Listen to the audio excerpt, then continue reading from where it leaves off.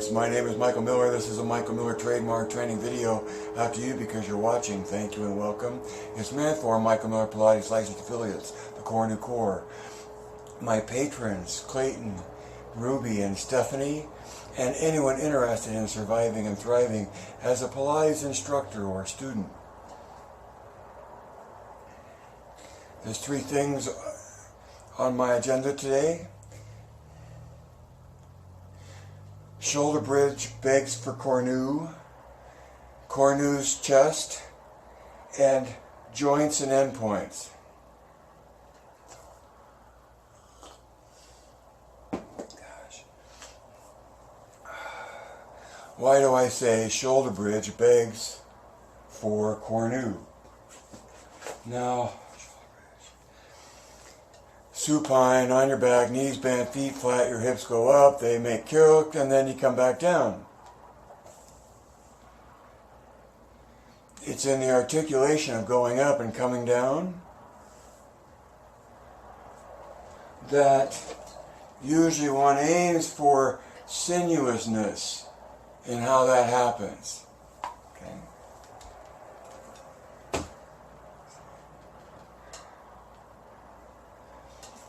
Right in here, so often there's not enough articulation because there's an unawareness of how to fly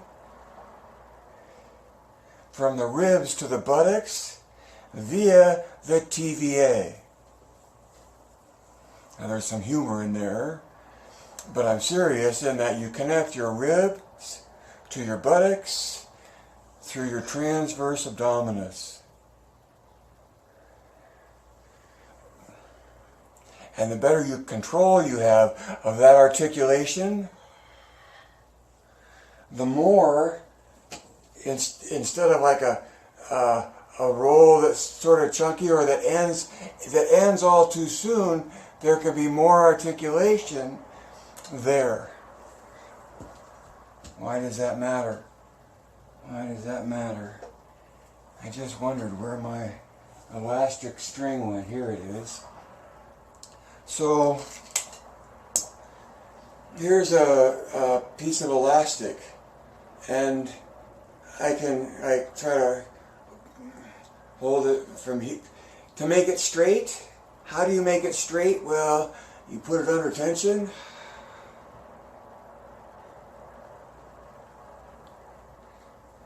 And by being under tension, it becomes straight. So within MMP, there's rotation around the axis of the ears. I think that's just factual. And there's even great data of an MRI in motion. And this rotational dynamic at the ears is an endpoint. Like the end of the axis that runs through the ears. That when I talk about endpoint, I'm talking about the end of that axis. Or where that axis is. If you looked at it right down through the end, okay, end point.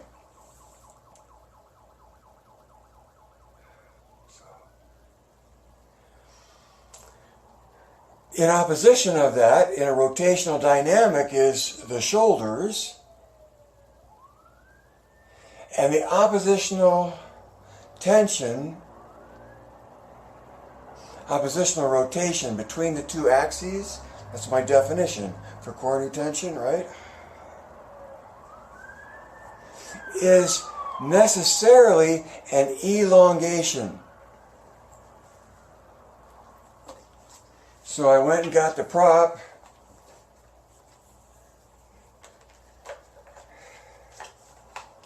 to make a point of, how do I want to show it? I want to show it this way. So what is this? It's an iron, right? And an iron goes down and smooths out all the wrinkles.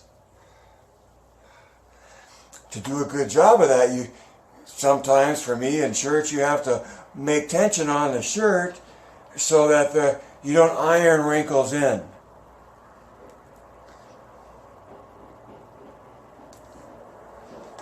In the shoulder bridge, the rotational dynamic you engage in around the ears comes across the chest and from the rib cage connects down into the rotation at the hips. And see,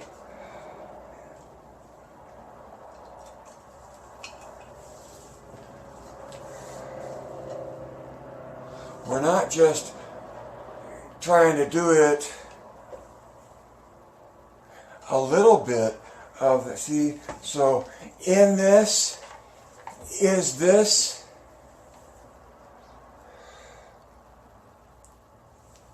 and so when you're ironing something and you pull the fabric out, you put it under tension. And the oppositional rotation between ears and shoulders is a tension all its own that then becomes part of or is part of the ribs connecting into the opposition of the hips.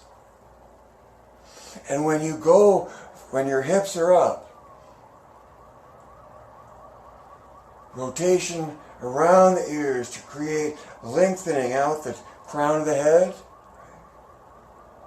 then comes through the body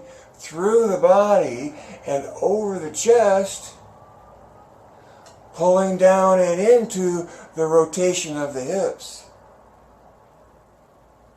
And your spine can show like that much flexibility and then be like a stick, or through your awareness of how to make tension not only from your ears to your shoulders, but through your shoulders connecting down into your hips, you end up, how will I do this? You end up like this. Here we go. Like this. Okay. This tension, right?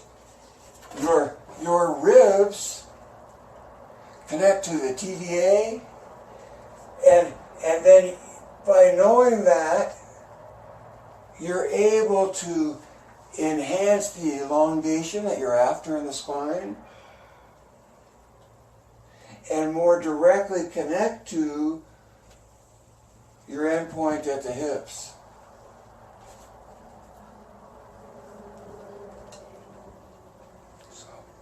So, where did that go? I thought I brought that in. Now that I stood up, hold 1 second. What did I do? Where is it? Oh, it's hanging right here from the tripod. I thought I was prepared. This is a karate belt, and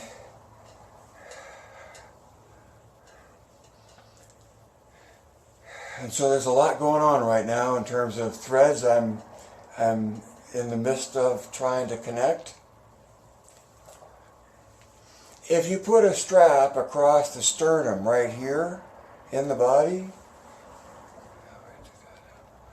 so one of my favorite things to do in teaching what amounts to creasing at the sternum is to take the belt across the sternum, sit the student on the caddy on the push-through bar with one hand on the bar so that I'm in control there of what's going on, and one hand holding the end of the strap so that they have a sensational connection to finding the release into creasing at the sternum.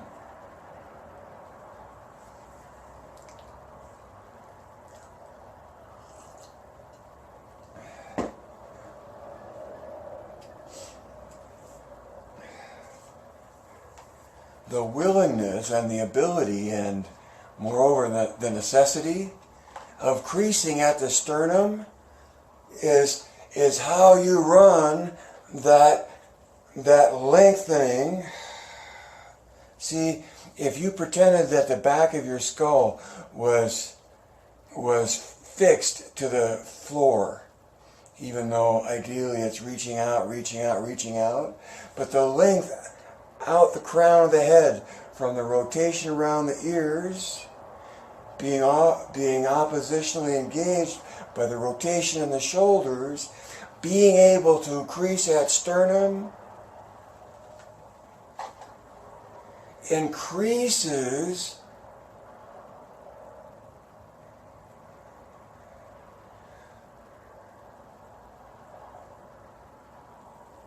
the depth of the stretch you're ironing into your body, or you're pressing into your body. It's the lengthening from shoulders out to ears and between shoulders and hips. The whole thing is a rolling down through a lengthening tension.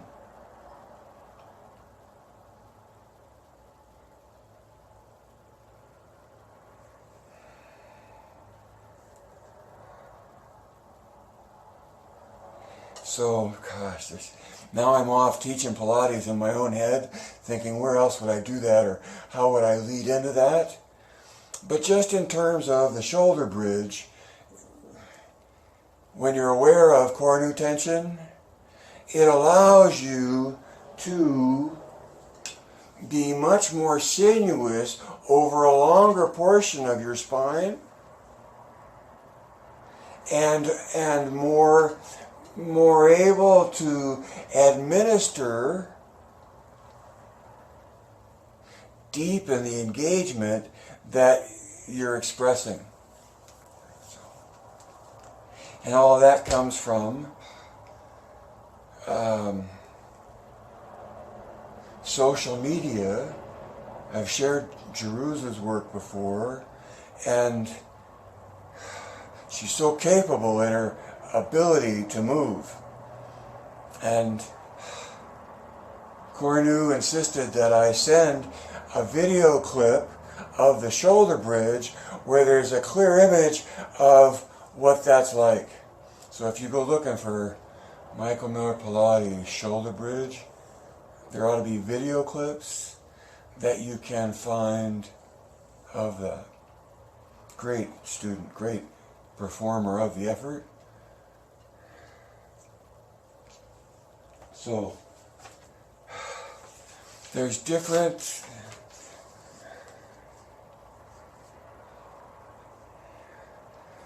so in the creasing at the sternum, it's a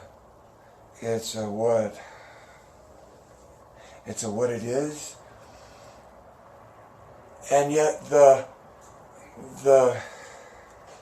engagement of core nu tension between ears and shoulders and hips is an inflation of the rib cage, not a depression or a decrease.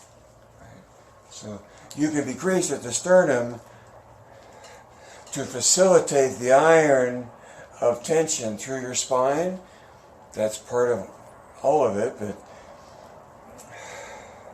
but then in having gone there, you end up in the transverse abdominis connecting ribs to buttocks to create the core nu tension between shoulders and hips.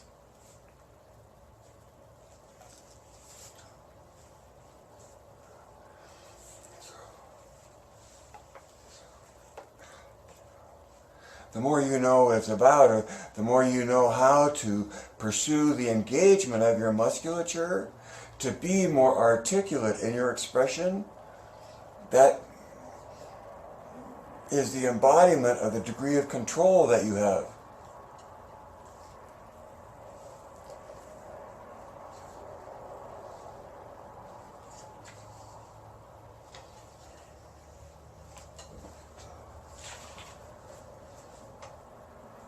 So, it's a postcard from Switzerland.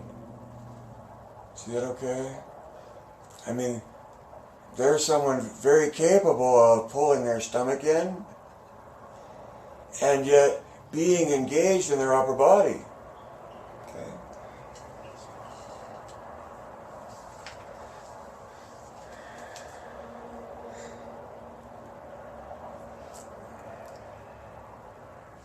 From the point of view of MMP, you're in pursuit of an ideal engagement where all of these axes are parallel to one another and in line with one another, because that's the most efficient distribution of the load that you're carrying.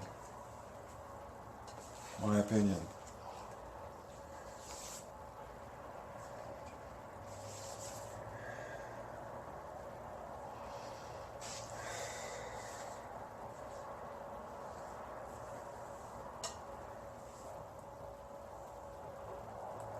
So we can talk about lats and serrats for a lot of the engagement of the opening of the shoulders. And we can talk TVA for ribs to buttocks. You know, I'd had posters for workshops that said ribs to buttocks and knuckles to neck would be covered. And people just came to know what that meant. And luckily, there was a sensation involved to where it satisfied at least their curiosity of what the meaning was, and it was sensational, which is a good thing for what I aim for. So Cornu's chest was number 2. Number 3,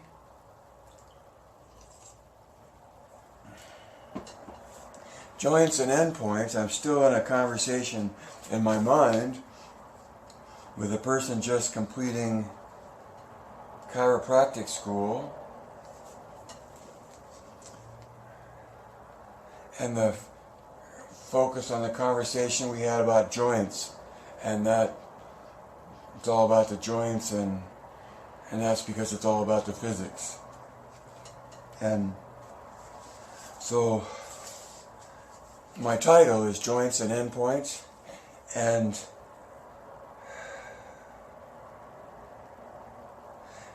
I would categorize both of them as means to facilitate moving. So it's about moving, and I'm trying to distinguish and find commonality and distinction between what joints are and what endpoints are. I mean, I sort of know what endpoints are. This is an endpoint where you look down the end of the axis. This is an endpoint where you look down the end of an axis. What's an axis? Well, an axis is defined when rotation happens. It's a physics thing. And it's a math thing. It's a geometry thing. In MMP, endpoints are the ends of the axes. So that when we look at this cutaway, I could say the axis at the hips, or the endpoint that is at the hips. Why am I off on this? Because I got the joints and endpoints. Okay. So a joint, according to Google, is a point at which parts of a structure are joined. That's how I would share that with you. A joint is a point at which parts of a structure are joined. And as I've already said, to facilitate movement. Okay? And as I've already said, an endpoint, an endpoint is the end of an axis. An axis is a point of rotation. Rotation is when you rotate around something. When the rotation creates the axis around which the rotation is occurring. It's sort of a chicken and egg thing, but regardless of it, the human body has a capability of rotational dynamic at multiple axes within the body, and the Michael Miller trademark points to 6 of them.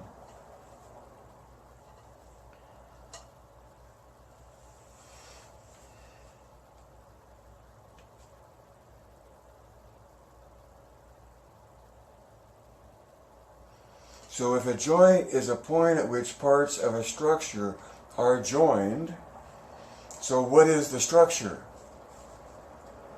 The body, right? And so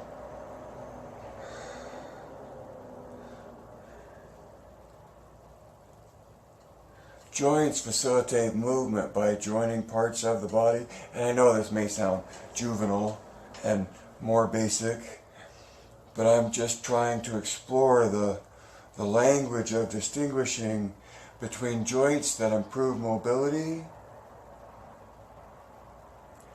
and endpoints that distribute load. Now in my head I wanted to say maybe, and endpoints, well, tension wants to come in there somewhere, but in endpoints, in being endpoints, what are the endpoints of? They're endpoints between which you create tension. So an endpoint is a rotation. And from that rotation, just the rotation itself, I would imagine, helps distribute the load because of the uniformness of its engagement.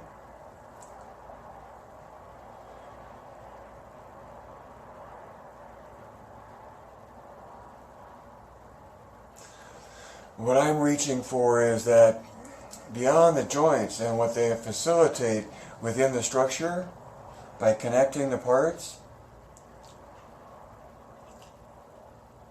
the structure itself, the body, and therefore the human being,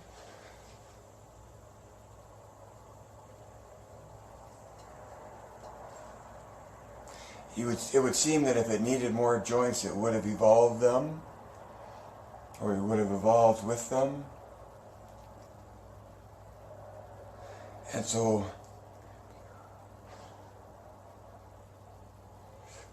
to me, the joints and their function play into the objective there. It's a nice way of saying it. Joints and the physics of the joints play into the physics of mobility that include distributing the load.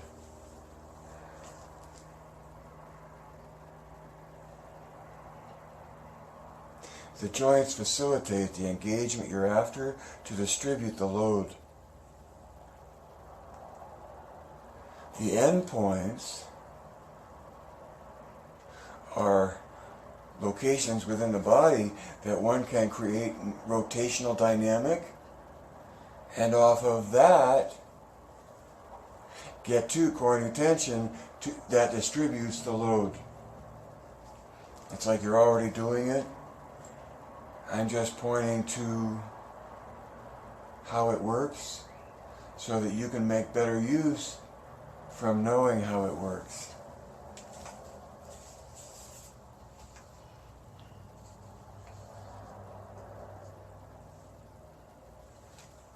So, in my summary, it says core new tension is real. So this oppositional rotation between axes is as real as that and simple as that to demonstrate or to get someone else to do.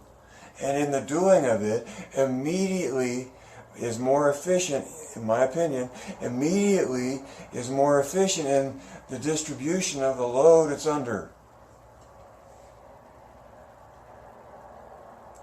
And that's because it's not about the individual body, it's about the individual body embracing the physics in which it finds itself.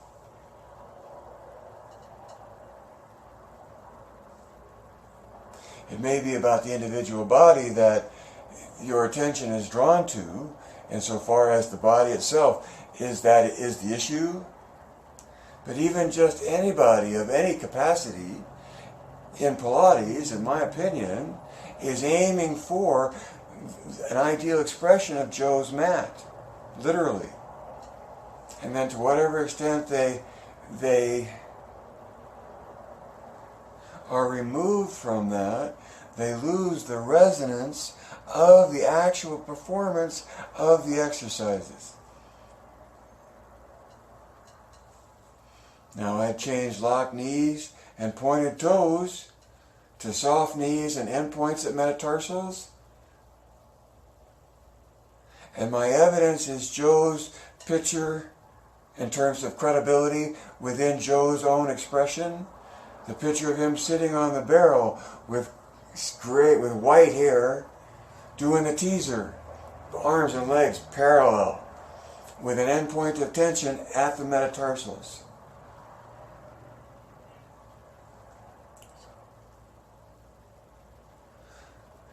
Core new tension is decompressive. It's like when you engage in that, where's the excess going to go when you deepen your grip? That's a good way of saying it, maybe. Where does the excess go when you deepen your grip? It sort of just comes out away from the depth of the grip you create, right? And in that regard, core new tension is decompressive. It stretches. You engage in core new tension, and this is what's happening in the body.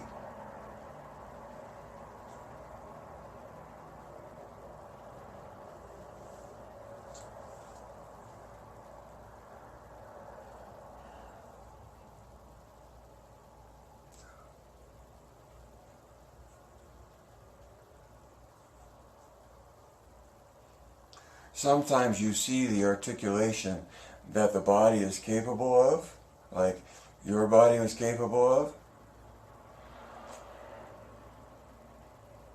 And the only thing missing is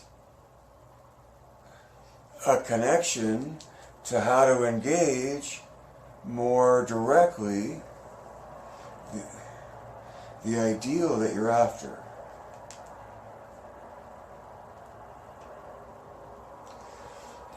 Life can't live forever. Life cannot live forever. Read between the lines. See behind the curtain. Evaluate points of view.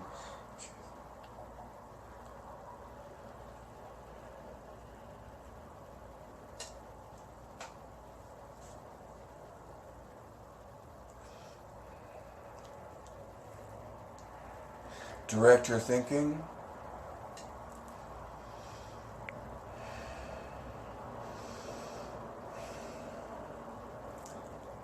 Geist.